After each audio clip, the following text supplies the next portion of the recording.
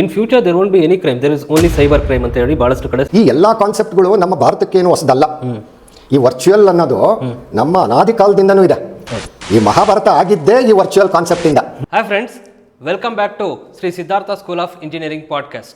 Today we have a distinguished person in our podcast, so that is Nandi Dharma Kishore sir, who has worked for McAfee, so as a senior manager, as well as he was the first Indian to be in a manager level in Korean company, that is Samsung. Am I right, sir?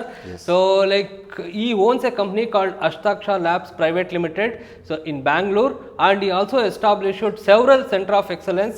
So one to the feather of SSSE, Ashtaksha Private Lab has established a center of excellence in SSSE too.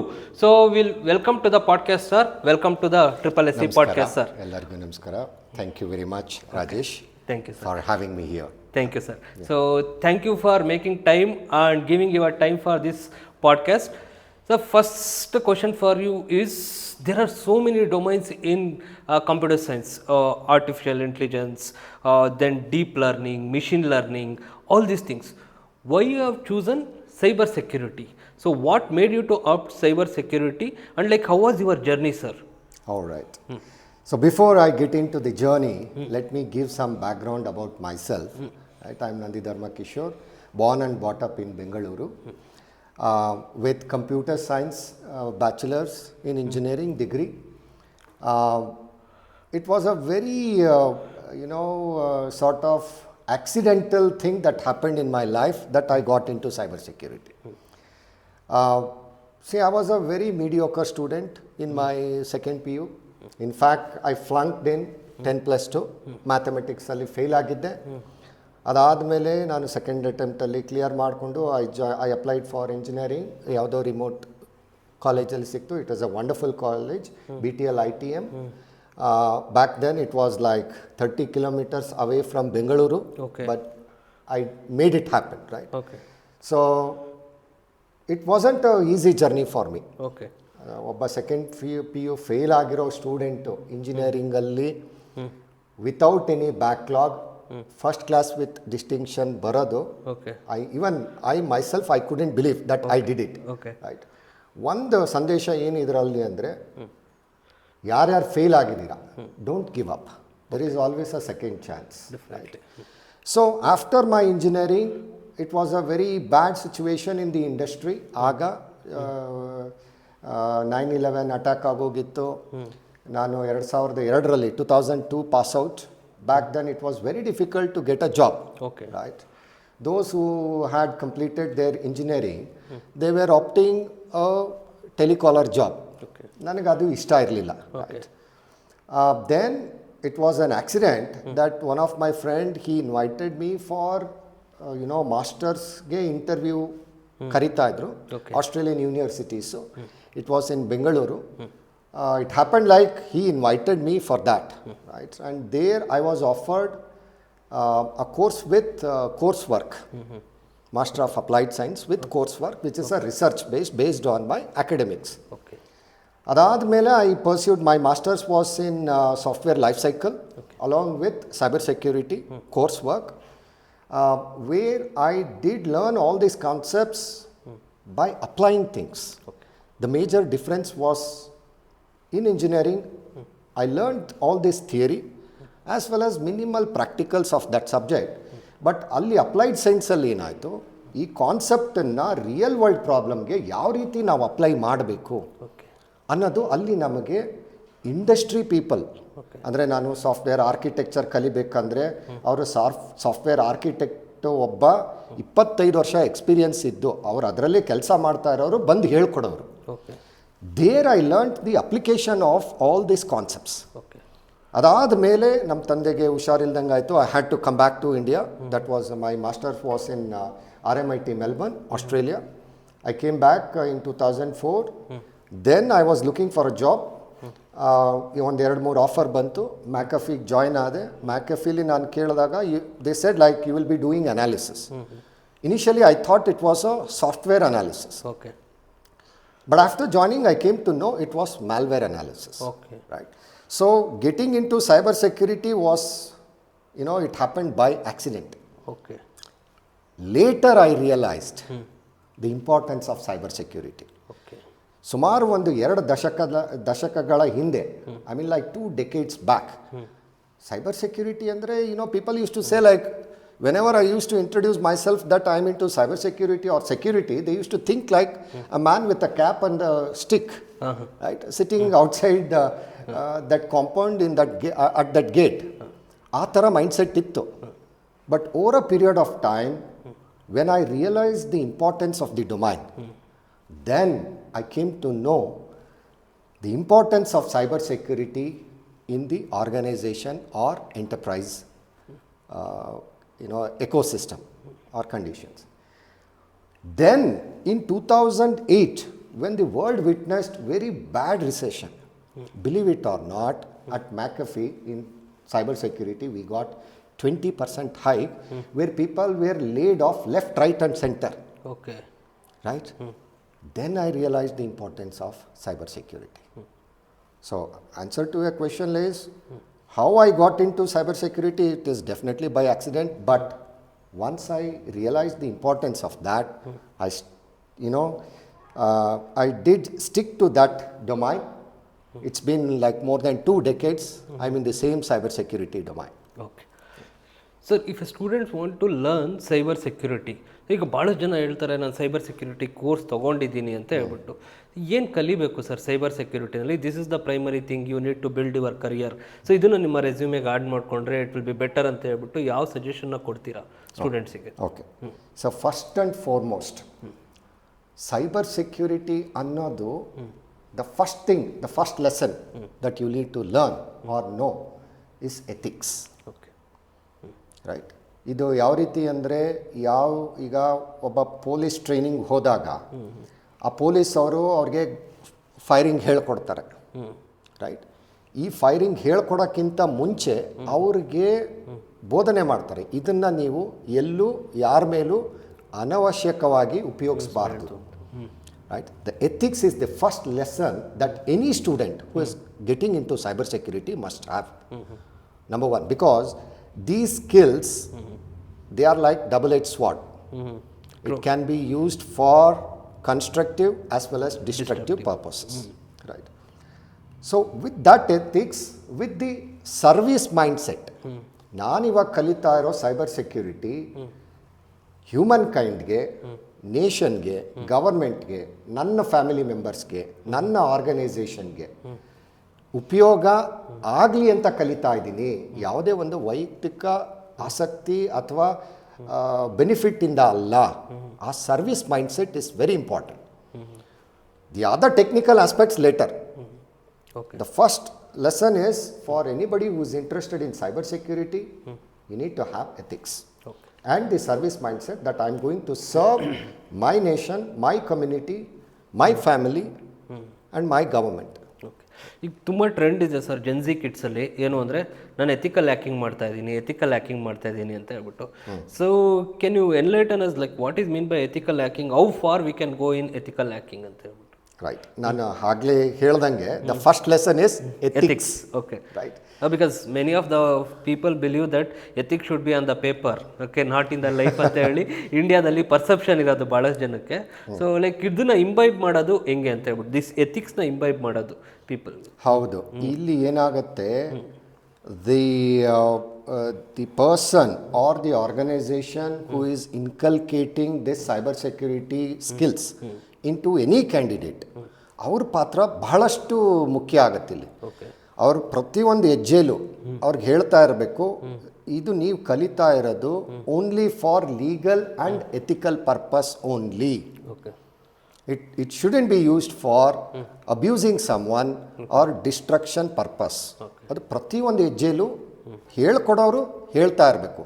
As well as even like when we preach all these cyber security skills, the first thing that what we do is we will get a undertaking form from them, mentioning that neither the organization who is conducting the workshop or the company who is inculcating all these skills are responsible for illegal use or unethical use of these skills. Right? ಈಗ most of the engineering students they are very eager to know all this hacking for fun. ನಾನು ಅವ್ರ ಮೊಬೈಲ್ನ hack ಮಾಡಿಬಿಟ್ಟೆ, ಅವ್ರ ಡೇಟಾನ ನೋಡಿಬಿಟ್ಟೆ, ಅವ್ರಿಗೆ ಗೊತ್ತಿಲ್ದಂಗೆ ನಾನು ಆ ಡೇಟಾನ ತೊಗೊಂಡೆ. ಇದು ಅವರ ಏಜ್ ಇದರಲ್ಲಿ ಅದು ಕಾಮನ್ ಆಗೋದು. Just to show that as I know how to hack ಅನ್ನೋದು. But the repercussions of that is major. ಅದಕ್ಕೊಂದು ಉದಾಹರಣೆ ಏನಂದರೆ, ಒಬ್ಬ 19 ವರ್ಷದ ಹುಡುಗ ಗುಜರಾತಲ್ಲಿ ಆಪರೇಷನ್ ಸಿಂಧೂರ್ ಇದು ಅಟ್ಯಾಕ್ ಆದಾಗ ಕೆಲವು ಗವರ್ಮೆಂಟ್ ವೆಬ್ಸೈಟ್ಸನ್ನು DDoS ಅಟ್ಯಾಕ್ ಮಾಡ್ದ. ಅವನಿಗೆ ಆ ಎಥಿಕಲ್ ಆಸ್ಪೆಕ್ಟ್ಸ್ ಗೊತ್ತಿರಲಿಲ್ಲ. ಎಲ್ಲೋ ಸಿಕ್ಕಿರೋ ಕೋಡ್ ಇದೆ, ಕೋಡ್ ರನ್ ಮಾಡೋಕ್ಕೆ ಹುಡುಗರಿಗೆ ಗೊತ್ತು, ರನ್ ಮಾಡಿದ್ರು ಅಟ್ಯಾಕ್ ಆಯಿತು. ಬಟ್ ನಾವ್ is been jailed, right? So, students or candidates who are getting into cybersecurity, it is very important to know the legal aspects of using these skills. ಈಗ ಯಾವುದೇ ಈಗ ನಮ್ಮ ಸೈಬರ್ ಸೆಕ್ಯೂರಿಟಿಲಿ ಒಂದು ಕಾನ್ಸೆಪ್ಟ್ ಇದೆ, licence to kill ಅಂತ. ಈಗ ಹೆಂಗೆ ನಾವು ಬಾಂಡ್ ಮೂವೀಸಲ್ಲಿ ನೋಡ್ತೀವಲ್ಲ, licence to kill, that person has the licence to kill from the agency, from the government, that this person can kill anybody who is negatively impacting the nation ಅಂತ ಬಂದಾಗ, ಅಂದರೆ ಈಗ ಹೆಂಗೆ ಪೊಲೀಸ್ ಅವ್ರಿಗೆ ಆರ್ಡರ್ಸ್ ಕೊಟ್ಬಿಡ್ತಾರೆ encounter ಮಾಡಬಹುದು ಅಂತ, they have the licence to kill. ಆ ರೀತಿ ಸೈಬರ್ ಪ್ರೊಫೆಷನಲ್ಸ್ಗೆ ಲೈಸೆನ್ಸ್ ಟು ಕಿಲ್ ಇದೆ ಫ್ರಮ್ ದಿ ಸಾಫ್ಟ್ವೇರ್ ಪರ್ಸ್ಪೆಕ್ಟಿವ್. ಆ ಲೈಸೆನ್ಸ್ ಟು ಕಿಲ್ಲನ್ನು ಪ್ರಾಪರಾಗಿ ಯುಟಿಲೈಸ್ ಮಾಡ್ಕೊಳ್ಳೋ ಅಂಥ ಜವಾಬ್ದಾರಿ ಹೇಳ್ಕೊಡೋರಲ್ಲೂ ಇದೆ, ಕಲಿಯೋರಲ್ಲೂ ಇದೆ, ರೈಟ್? ಇಲ್ಲಿ ಏನಾಗ್ತಾ ಇದೆ, most of the students they are showing interest in cyber security without knowing the legal aspects, without knowing the ethical aspects. Later ಯಾವುದೋ ಒಂದು ಇಶ್ಯೂ ಆದಾಗ IT ಆ್ಯಕ್ಟ್ ಸೋ ಪ್ರಕಾರ ನಿಮ್ಮನ್ನು ಒಳಗಡೆ ಆಗ್ತಾ ಇದ್ದೀವಿ ಅನ್ನೋದು ಬಂದ್ಬಿಡುತ್ತೆ. ಇದು ಬಹಳಷ್ಟು ಮುಖ್ಯ. ಸೊ ಯಾರು cyber security is a wonderful domain, it's a ever green future proof technology. No doubt, some of the students are very much interested in cyber security, and now like in collaboration or the merging or converging technology of AI/ML, right? So cyber security ಬೇಕು, ನಮ್ಮ ದೇಶಕ್ಕೆ ಬೇಕು. ಯಾಕಂದರೆ ನಾವೀಗ ಏನಾಗ್ತಾ ಇದೆ, ನಮ್ಮಲ್ಲಿ engineers pass out ಆಗಿ ಬರ್ತಾ ಇರೋರು ಬಹಳಷ್ಟು ಜನ ಇದ್ದಾರೆ. Do we have the right candidate to protect our nation? ಆ ಸ್ಕಿಲ್ ಸೆಟ್ಟು ತುಂಬಾ ಗ್ಯಾಪ್ ಇದೆ. ಆ ಗ್ಯಾಪನ್ನು ಫಿಲ್ ಮಾಡೋದಕ್ಕೆ ನಮಗೆ ಬಹಳಷ್ಟು ಜನ ಸೋಲ್ಜರ್ಸ್ ಬೇಕು. ಈ ಸೈಬರ್ ಆರ್ಮಿ ಬೇಕು ನಮ್ಮ ದೇಶಕ್ಕೆ, ನಮ್ಮ ಕಮ್ಯುನಿಟಿಗೆ, ನಮ್ಮ ಸೊಸೈಟಿಗೆ ಇವ್ರು ಬೇಕು. So we always encourage people getting into cyber security, but that has to be done in a controlled environment, in a structured and ethical manner. Sir, my next question is, ಇದಕ್ಕೆ ಭಾಳಷ್ಟು attack ಆಗ್ತಾ ಇರೋದು, ಇದಕ್ಕೆ ತುತ್ತಾಗ್ತಾ ಇರೋದು aged people, because is only cyber crime ಅಂತ ಹೇಳಿ ಭಾಳಷ್ಟು ಕಡೆ ಸ್ಲೋಗನ್ಸ್ ಇದೆ. ಸೊ ಈ ಶೋಲ್ಡರ್ ಸರ್ಫಿಂಗ್ ಅಂತ ಹೇಳ್ಬಿಟ್ಟು ಕರಿತೀವಿ. So how to avoid all these things? ಇಲ್ಲಿ ಏನಾಗ್ತಾ ಇದೆ, ಬಹಳಷ್ಟು ಜನಕ್ಕೆ ಟೆಕ್ನಾಲಜಿ ಬಂದ್ಬಿಡ್ತು. ಅಂದರೆ ಯಾವಾಗ our honourable prime minister Shri Narendra Modi ji came up with this digital campaign, digital India campaign, ಅವ್ರ ಉದ್ದೇಶ ಬಹಳಷ್ಟು ಈ ಸೊಸೈಟಿಗೆ ಒಂದು ಒಳ್ಳೆ ಕೊಡುಗೆ ಕೊಡಬೇಕು, ನಮ್ಮ ದೇಶ ಡಿಜಿಟಲಿ ಎಕ್ವಿಪ್ ಆಗಿರಬೇಕು ಅನ್ನೋದು ಉದ್ದೇಶ ಇತ್ತು. ನೋ ಡೌಟ್, ನಾವು we are witnessing, we are the largest UPI transaction ಆಗ್ತಿರೋ ಅಂಥ ಒಂದು ದೇಶ. But what happened is, we should have planned cyber security in parallel with this Digital India campaign. Technology ಬಂದ್ಬಿಡ್ತು. ಆ ಟೆಕ್ನಾಲಜಿಯಿಂದ ಆ ಟೆಕ್ನಾಲಜಿ ಅಬ್ಯೂಸ್ ಮಾಡಿದ್ರೆ ಏನೇನು ರಿಪರ್ಕಷನ್ಸು, ಅದು ಸ್ವಲ್ಪ ನಾವು ಹಿಂದುಳಿದಿದ್ದೀವಿ ಅಂತ ನನ್ನ ಅನಿಸಿಕೆ. So cyber security awareness programme ಎಲ್ಡರ್ಲಿಗೆ ಅಂತಲೇ ಅಲ್ಲ, even technical people, so called like I am in software, I am in industry, ಬಹಳಷ್ಟು ಜನ ಸಾಫ್ಟ್ವೇರ್ ಇಂಜಿನಿಯರ್ಸು 40 ಲಕ್ಷ, 50 ಲಕ್ಷ, 70 ಲಕ್ಷ ಕಳ್ಕೊಂಡಿರೋ ಉದಾಹರಣೆಗಳಿದೆ. It's a method of attack that attackers will carry out knowing the vulnerabilities of a given individual. ನಾವು ಇದನ್ನು social engineering ಅಂತ ಕರಿತೀವಿ, right. ನನ್ನ vulnerability ಏನಿದೆ ಅದನ್ನು ತಿಳ್ಕೊಂಡು ಅದರ ಪ್ರಕಾರ ಪೇಲೋಡ್ ಅಂದರೆ ಮ್ಯಾಲ್ವೇರ್ ಇರ್ಬೋದು ಅಥವಾ ಕೆಲವು ಮಲಿಷಿಯಸ್ ಲಿಂಕ್ ಇರ್ಬೋದು, ಇದನ್ನು ಕಳಿಸಿ ನನ್ನ ಕಾಂಪ್ರಮೈಸ್ ಮಾಡಿ ನನ್ನಿಂದ ಅದು ಮಾನಿಟ್ರಿ ಬೆನಿಫಿಟ್ ಇರ್ಬೋದು ಅಥವಾ ನನ್ನ ಡೇಟಾ ಕದ್ದು ಆ ಡೇಟಾನ ಇಂಪರ್ಸನೇಟ್ ಮಾಡಿ ಬೇರೆ ಅಟ್ಯಾಕ್ಸನ್ನು ಮಾಡ್ತಾರೆ. ಬಟ್ ಒಂದು ಇಂಪಾರ್ಟೆಂಟ್ ಆಸ್ಪೆಕ್ಟ್ ಏನಂದರೆ, ನಾನು ಒಬ್ಬನೇ ವಿಕ್ಟಿಮ್ ಅಂತ ನಾವು ಅನ್ಕೋಬಾರ್ದು. ಇಲ್ಲಿ ಏನಾಗ್ತಾ ಇದೆ, ಸೈಬರ್ ವಾರ್ಫೇರ್ ಅನ್ನೋದು ಒಂದು ಈಗ ನಡೀತಾ ಇರೋವಂಥ ಅಟ್ಯಾಕ್ಗಳು. ಈ ಸೈಬರ್ ವಾರ್ಫೇರ್ ಅಂದರೆ ಏನು ಅಂದರೆ, leveraging the information technology systems or data to bring down or to disrupt the operation of enemy nation. True right. ನಾವು ಪ್ರತಿಯೊಂದು ಸಣ್ಣ ಪುಟ್ಟ ಅಟ್ಯಾಕನ್ನು ಅದು ಇಂಡಿವಿಜುವಲ್ ಆಗಿ ನೋಡಬಾರ್ದು. It is a part of a bigger conspiracy that it is part of cyber warfare from so-called our friendly enemy nations, neighboring nations. ಇದಕ್ಕೊಂದು web series ರೀಸೆಂಟಾಗಿ ಬಂದಿದೆ, ಸ್ಪೆಷಲ್ OP15 ಅಂತ ಹೇಳ್ಬಿಟ್ಟು. So they have beautifully pictures. KK Menon ಅವ್ರದ್ದು ತುಂಬ ಚೆನ್ನಾಗಿ ತೋರಿಸಿದ್ದಾರೆ ಹೇಗೆ ಕೆಲಸ ಮಾಡುತ್ತೆ ಸೈಬರ್ ಸೆಕ್ಯೂರಿಟಿನಲ್ಲಿ ಅಂತ ಹೇಳಿ. ಸೊ ಈ ಪ್ರತಿಯೊಂದು ಅಟ್ಯಾಕ್ ನೀವು ಅದರಲ್ಲಿ ನೋಡಿರೋದು. Those who are watching this, I recommend you to watch that special ops, right, special ops web series. ಇಲ್ಲಿವರೆಗೂ ನಡೆದಿರೋ ಅಂಥ ಭಾರತದ ಮೇಲೆ ಈ ಸೈಬರ್ ವಾರ್ಫೇರ್ ಅಟ್ಯಾಕ್ಸ್ ಎಳೆಯಾಗಿ ತೋರಿಸಿದ್ದಾರೆ. ದೇ ಹ್ಯಾವ್ ಮ್ಯಾಸ್ಕರೇಡೆಡ್ ಅಥವಾ ಟರ್ಮಿನಾಲಜೀಸ್ನ ಚೇಂಜ್ ಮಾಡಿದ್ದಾರೆ.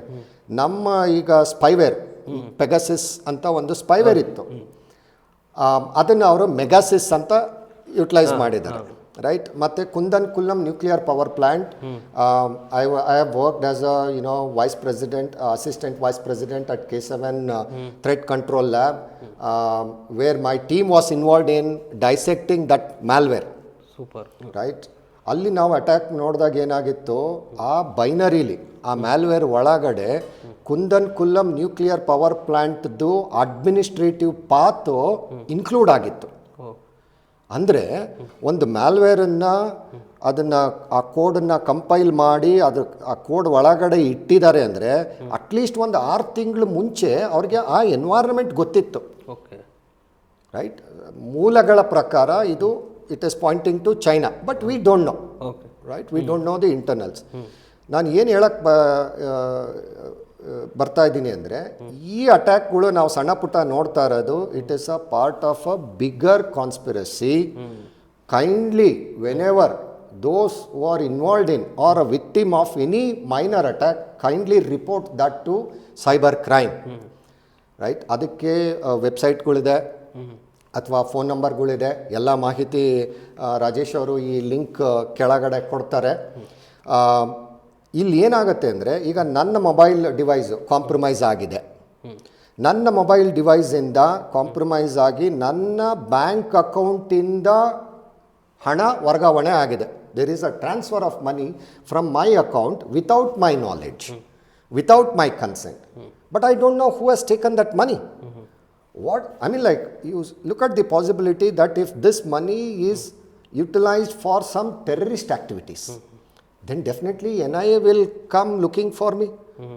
That why the hell you transferred this amount to this terrorist organization? If I don't complain, then obviously it is my fault, right? It is not only my data and money that I have lost. It has been utilized for other bigger attacks. So ಹಾಗಾಗಿ at least ಅದನ್ನು ತಪ್ಪಿಸ್ಕೊಳ್ಳೋದಕ್ಕೆ it is always better, whenever any simple cyber security incident ಆದರೂ highly recommended to go and report to cyber crime. ಇದು ಹೇಗೆ ಅಂದರೆ, ಈಗ ನನ್ನ bike ಕಳವಾಗಿದೆ, ಈಗ ನನ್ನ ಬೈಕ್ ಕಳವಾಗಿದೆ ಅಂತ ನಾನು ಕಂಪ್ಲೇಂಟ್ ಕೊಡಲಿಲ್ಲ ಅಂದರೆ ನನ್ನ ಬೈಕನ್ನು ಯಾರೋ ಒಬ್ಬ ಯುಟಿಲೈಸ್ ಮಾಡಿಕೊಂಡು ಆ ಬೈಕಲ್ಲಿ ಬಾಂಬ್ ಬಿಟ್ಟು ಅದು ಬ್ಲಾಸ್ಟ್ ಆದಾಗ ಬೈಕ್ ಓನರ್ ಯಾರು? ನಾವೇ. ಆಬ್ವಿಯಸ್ಲಿ NIA ಇರ್ಬೋದು ಅಥವಾ ಸ್ಪೆಷಲ್ ಇನ್ವೆಸ್ಟಿಗೇಷನ್ ಟಾಸ್ಕ್ ಫೋರ್ಸ್ ಇರ್ಬೋದು, ನನ್ನ ಹತ್ರನೇ ಬರ್ತಾರೆ. Because the vehicle belong to this person as per the registered documents. ನಾನು ಕಂಪ್ಲೇಂಟ್ ಕೊಟ್ಟಿದ್ರೆ ಏನಾಗುತ್ತೆ, ಆ ಬ್ಲಾಸ್ಟ್ ಆಗೋಕ್ಕಿಂತ ಮುಂಚೆ ನಾನು ಕಂಪ್ಲೇಂಟ್ ಕೊಟ್ಟಿದ್ದೀನಿ. ಸೊ ಇದಕ್ಕೂ ಈ ಬ್ಲಾಸ್ಟ್ಗೂ ನನಗೆ ಯಾವುದೇ ರೀತಿ ಸಂಬಂಧ ಇಲ್ಲ, until and unless I have some intention, right? But it is always better, right? So ದಯವಿಟ್ಟು ಯಾವುದಾದ್ರೂ ಈ ಥರ ನಿಮಗೆ ಗೊತ್ತಿಲ್ದಂಗೆ ಬ್ಯಾಂಕ್ ಟ್ರಾನ್ಸ್ಫರ್ ಆಗಿದ್ದರೆ ದಯವಿಟ್ಟು ರಿಪೋರ್ಟ್ ಮಾಡಿ, ಅಥವಾ ಗೊತ್ತಿಲ್ದಂಗೆ ನಿಮ್ಮ ಡೇಟಾ ಬೇರೆ ಯಾರೋ ಯೂಸ್ ಮಾಡ್ತಾ ಇದ್ದರೆ ದಯವಿಟ್ಟು ಇದನ್ನು ರಿಪೋರ್ಟ್ ಮಾಡಿ. Okay, my next question is bit of technical. Like if you see the internet, like 99% is dark web and deep web. Only 1% is surface web. Like whatever we are seeing, Google, all these things. So like if we hack someone's data or something else through VPN, so we can't take it back. So ಏನಕ್ಕೆ ಈ ಥರ ಆಗ್ತಾ ಇದೆ sir? ಏನಕ್ಕೆ supreme court ruling ಈ ಥರ ಇದೆ? Like why we can't take hour data back? So ಏನಕ್ಕೆ ಈ ಥರ ಮಾಡಿದ್ದಾರೆ ಈ ಥರ VPN ಪ್ರೊಟೆಕ್ಷನ್ನ ಅಂತ ಹೇಳ್ಬಿಟ್ಟು? VPN ಅನ್ನೋದೇನು ಅಂದರೆ virtual private network, right? Why we call it virtual? ಅದು ರಿಯಲ್ ಅಲ್ಲ. ಅಂದರೆ ಅದರ ನಿಜವಾದ ಐಡೆಂಟಿಟಿನ ಮಾಸ್ಕ್ ಮಾಡಿ ಬೇರೆ ಯಾವುದೋ ಒಂದು ಐಡೆಂಟಿಟಿ ಕೊಡೋದಕ್ಕೆ ನಾವು ವರ್ಚುವಲ್ ಅಂತ ಹೇಳ್ತಾರೆ. ಈ ಎಲ್ಲ ಕಾನ್ಸೆಪ್ಟ್ಗಳು ನಮ್ಮ ಭಾರತಕ್ಕೇನು ಹೊಸದಲ್ಲ. ಈ ವರ್ಚುವಲ್ ಅನ್ನೋದು ನಮ್ಮ ಅನಾದಿ ಕಾಲದಿಂದನೂ ಇದೆ. ಈ ಮಹಾಭಾರತ ಆಗಿದ್ದೇ ಈ ವರ್ಚುವಲ್ ಕಾನ್ಸೆಪ್ಟಿಂದ. ಯಾವ ರೀತಿ ಅವನು ದುರ್ಯೋಧನ ನಡ್ಕೊಂಡು ಬರ್ತಾ ಇರ್ತಾನೆ, ಅಲ್ಲಿ ನೀರಿದೆ ಅಂತ ತಿಳ್ಕೊಂಡು ಅಥವಾ ನೀರಿಲ್ಲ ಅಂತ ತಿಳ್ಕೊಂಡು ಕಾಲಿಟ್ಟು ದ್ರೌಪದಿ ನಕ್ಕಿದ್ದು, ಇದೆಲ್ಲ ವರ್ಚುವಲ್ಲೇ. It was back then it was virtual reality. ಅದೇ ಥರ ಈಗ ಏನಾಗ್ತಾ ಇದೆ, ಟೆಕ್ನಾಲಜಿ ಯೂಸ್ ಮಾಡಿಕೊಂಡು ಈ ವರ್ಚುವಲ್ ಪ್ರೈವೇಟ್ ನೆಟ್ವರ್ಕನ್ನು ಮಾಡೋದು ಏನಕ್ಕೆ ಅಂದರೆ, ಕೆಲವು ಬೇರೆ ಬೇರೆ ಆರ್ಗನೈಸೇಷನ್ಸ್ ಏನಕ್ಕೆ ಯೂಸ್ ಮಾಡ್ತಾರೆ ಅಂದರೆ ಅವ್ರ ಎಂಪ್ಲಾಯೀಸಿಗೆ ಮಾತ್ರ ಇದು ಆ್ಯಕ್ಸಸ್ ಇರಬೇಕು, ಬೇರೆ ಯಾರಿಗೂ ಅದು ಗೊತ್ತಾಗಬಾರ್ದು. ಆ ಆರ್ಗನೈಸೇಷನಲ್ ಡೀಟೇಲ್ಸು IP ಅಡ್ರೆಸ್ ಇರ್ಬೋದು ಅಥವಾ IP ಅಡ್ರೆಸ್ ರಿಲೇಟೆಡ್ ಯಾವುದೇ ಇನ್ಫಾರ್ಮೇಷನ್ ಬೇರೆಯವ್ರಿಗೆ ಗೊತ್ತಾಗಬಾರ್ದು ಅನ್ನೋದಕ್ಕೆ ಇದನ್ನು ಯೂಸ್ ಮಾಡ್ತಾರೆ. ಆದರೆ ಈ ಅಟ್ಯಾಕರ್ಸ್ ಏನು ಮಾಡ್ತಾ ಇದ್ದಾರೆ, because of the anonymity of this concept, they are leveraging the VPN to carry out attack. ಹಾಗಂತ ಗೊತ್ತಾಗದೇ ಇಲ್ಲ ಅಂತಲ್ಲ, there are vulnerabilities in certain VPNs. We can exploit those vulnerabilities to identify the real IP behind that VPN, right? Maybe like in future podcast we will cover that, the technical aspects. Due to the time constraint, I'm going to limit that. There are cases like where we can identify what is the real IP behind the virtual private network. But the basic concept of cyber security ನಿಂತಿರೋದೇ ಈ 3 pillar ಮೇಲೆ. ಒಂದು confidentiality, ಇನ್ನೊಂದು integrity, ಇನ್ನೊಂದು availability. ಈ confidentiality use ಮಾಡಿಕೊಂಡು encrypt ಮಾಡಿ ಅಥವಾ ಮ್ಯಾಸ್ಕರೇಡ್ ಮಾಡಿ ಸ್ಪೂಫಿಂಗ್ ಮಾಡಿ ಕಳಿಸ್ತಾ ಇರ್ತಾರೆ. So that is part of cyber security. ಈ ಟೆಕ್ನಾಲಜಿನ ನಾವು ಯಾವ ಥರ ಯೂಸ್ ಮಾಡ್ತೀವಿ, ಕನ್ಸ್ಟ್ರಕ್ಟಿವ್ ಯೂಸ್ ಮಾಡ್ತೀವ ಅಥವಾ ಡಿಸ್ಟ್ರಕ್ಟಿವ್ ಯೂಸ್ ಮಾಡ್ತೀವ, ಇದು ನಮಗೆ ಬಿಟ್ಟಿದೆ. Right? Answer to your question, bad guys are leveraging the strength of this technology, confidentiality, to abuse or attack someone. And ಇಲ್ಲಿ ಏನಾಗ್ತಾ ಇದೆ, because all these are industry standard encryption algorithms, it is very difficult to crack even for the agencies. Thank you, sir. Thank you for giving such a brief explanation. Now, coming to Ashtaksha Labs Private Limited, you have a wonderful team. You have Mohan sir, you have Girish sir, you have Manjula madam, you have Srinidhi. So many people, Rahul, many are working in Ashtaksha Labs Private Limited. So you have established many center of excellence. What actually this center of excellence will give it for the society? Right. Before that, I think you missed out one very important person, Dr. Brahmananda. ನಾ ಹೇಳಿದೆ, ನಾನು second PU fail ಆದಾಗ ಆ ಒಂದು ಮೈಂಡ್ಸೆಟ್ಟಲ್ಲಿ ಇನ್ನು ನಾನೊಬ್ಬ failure student, ನನ್ನ ಕೈಲಿ ಏನು ಮಾಡೋಕ್ಕಾಗಲ್ಲ ಅಂತ ಒಂದು ಪರಿಸ್ಥಿತಿಲಿದ್ದಾಗ ನನಗೆ ಗುರುವಾಗಿ, ನನಗೆ ಸ್ನೇಹಿತನಾಗಿ, ನನ್ನ ಕೈ ಹಿಡಿದು ನಿನ್ನ ಕೈಲಿ ಆಗುತ್ತೆ ಅಂತ ಮಾಡಿಸಿದ್ದು my guru, my mentor, Dr. Brahmananda. He is one of the director, right? Now, thanks for acknowledging my team. Of course, like right time, right people, right, and right mindset.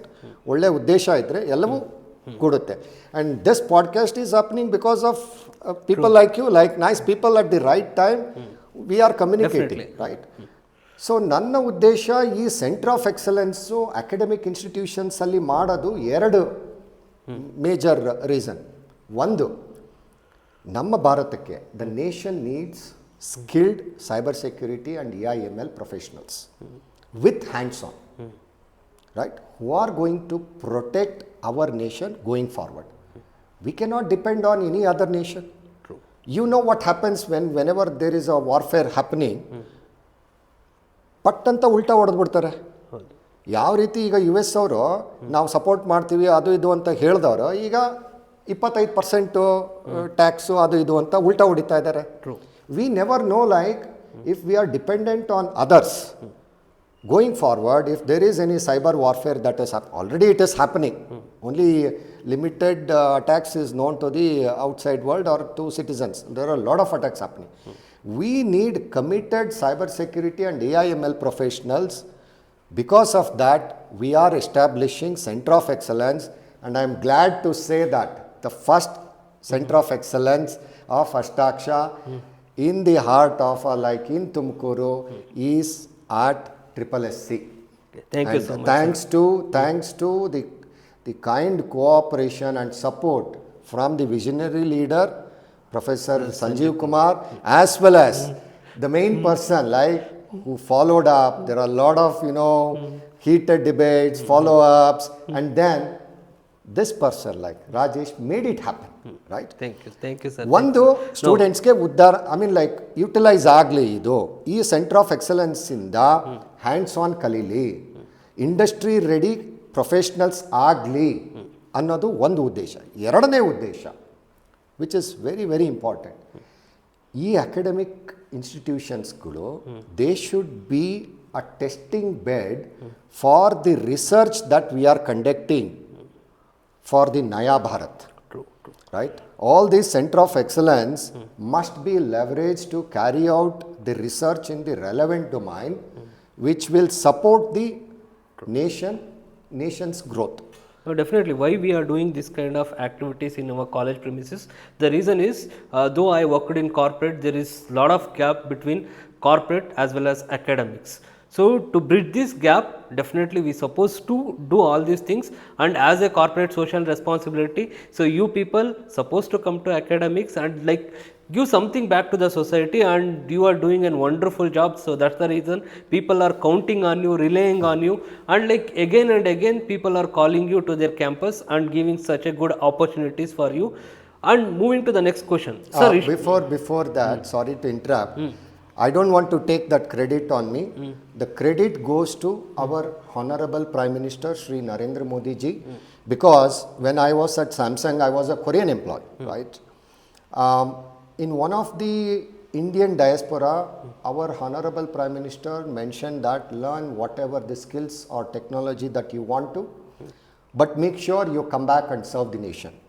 That happened in 2015, and in 2016, I came back to Bharat to make sure like whatever that we have learned, it is the time to give that back to the nation. Right? So the credit definitely goes to our Honorable Prime Minister. This is out of my curiosity. We know about US, we know about UK, we know about Germany, because many of our friends are working in these countries. But like Korea, like it's somewhat like new thing for us. ಏ ರೀತಿ ಕೆಲಸ ಮಾಡ್ತಾರೆ ಜನ ಅಲ್ಲಿರೋರು, what kind of people, like culture ಹೇಗಿದೆ. So we don't know much about Korea. So if you can throw some light on what is the work culture of Korea, how the people are, so that will be beneficial for the audience. So ಯಾರೋ ಒಬ್ಬ ಹುಡುಗ inspire ಆಗಿ ಕೊರಿಯಾಗೆ ಹೋಗೋದಕ್ಕೆ try ಮಾಡ್ಬೋದು, because they are good at technology. So Koreans R